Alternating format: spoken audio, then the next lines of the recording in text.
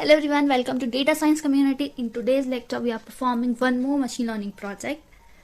So, for if you are new to channel, you didn't watch my previous video on machine learning project, you can go and check it out. I already post one project on machine learning, data analysis, and I also provide video for data science roadmap, data analysis roadmap. Okay, so each of these videos link is present in the description. You can go and check it out, that videos also. So without wasting our time, let's start our one more project on machine learning.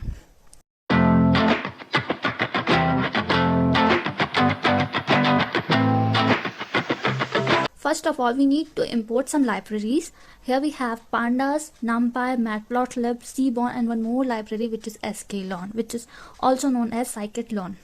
Okay, so these are libraries for the basic libraries you have to know for performing any of the machine learning, data science, and data analysis project.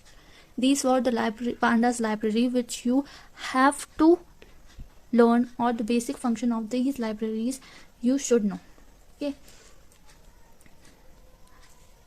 I already make one video on pandas. You can go and check that video. In that video, I already explained many pandas function which used in machine learning projects. Okay, so in this cell, in our second cell, we use pd_read csv to read our data set, okay, or to read our csv file and store the data set in this df variable. Okay, now our next function is head. So this head function return us with the top 5 rows of our data set and the column names present in our data set. Okay, so now the next function is describe function. Describe function return the descriptive statistics of our data set, in which we have our minimum maximum values, quartile 1, quartile 2, quartile 3 values, count of this data set, and standard deviation. Okay, and it will provide descriptive statistics of each column which is having the data type integer or float. Okay, integer, float, or any numeric value. Okay, now our next function is shape function. Shape function return the shape of our data set. In our data set we have 569 rows and 32 columns. Okay, and our next function is info function. Okay, info function return the name of columns present in our data set, okay, number of rows, and data type of each column. Okay, let's check whether the missing value is present in our data set or not. For checking the missing values, we use is null.sum. If we only use is null function, it will return the true or false metrics of our data set. If I just remove this sum function, it will return me the null values like this. If any null value is present in this data set, it will print true instead of false. Okay, so in this way it is very difficult to find missing values in our data set. That's why here we use .sum function. It will return the count of the null values present in our data set. Okay, so in this data set we do not have any null values.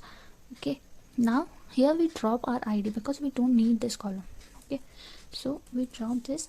Here we use access1 for column, and in place to remove id column from our dataset permanently. Now let's visualize our target column. Okay, here we have two categories, M and B. Okay, this represents two types of diagnosis in cancer treatment. Okay, so here we need numeric value instead of string value.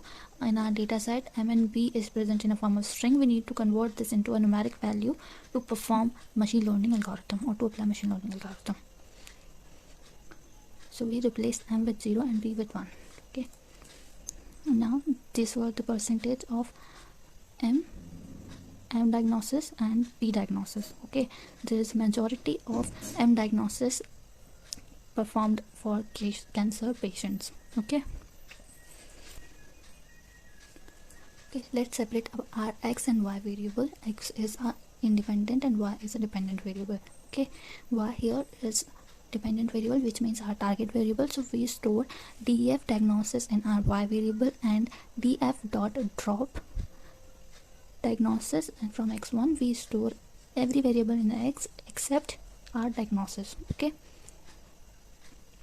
now let's see the column names. Here we have all the column names except our diagnosis. So these are a dependent variable in which our independent variable is dependent. Okay, let's apply logistic regression. For applying logistic regression, first we need to divide our data set into groups, train set and test set.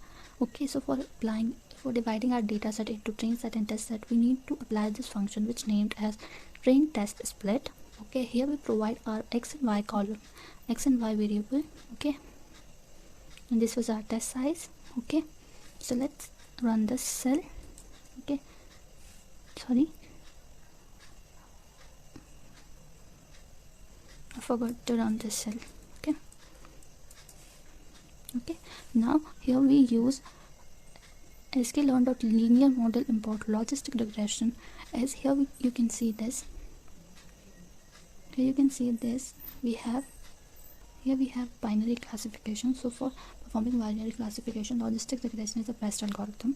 Okay, or you can apply any other algorithm if you want.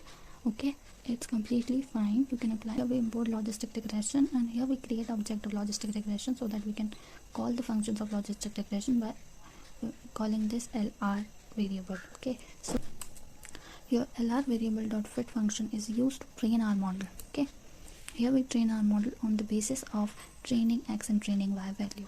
Okay, and here we use predict function to predict the value or to test our model. Okay, and store the tested value and y predict. Okay, you can see these are all the predicted value. Let's next check the accuracy of our function. So for checking the accuracy of our function, we can use sklearn.matrices import accuracy score and classification report. Okay, so here we use accuracy score method to check the accuracy of our data set, to check the accuracy of our model. Okay, here we use y test value and y predict value. We compare these values and find the accuracy. Here our model have 95% of accuracy, and you can also check the accuracy by using classification report. Here you can have your accuracy. Okay, and here you can also see the precision, recall, F1 score and support of all their model. Okay, I hope this project is very much clear to you. This was a beginner friendly project. If you are a beginner trying to learn machine learning, you can completely follow this project to learn basic of machine learning. Okay, thanks for watching. Like, share and subscribe for more such videos.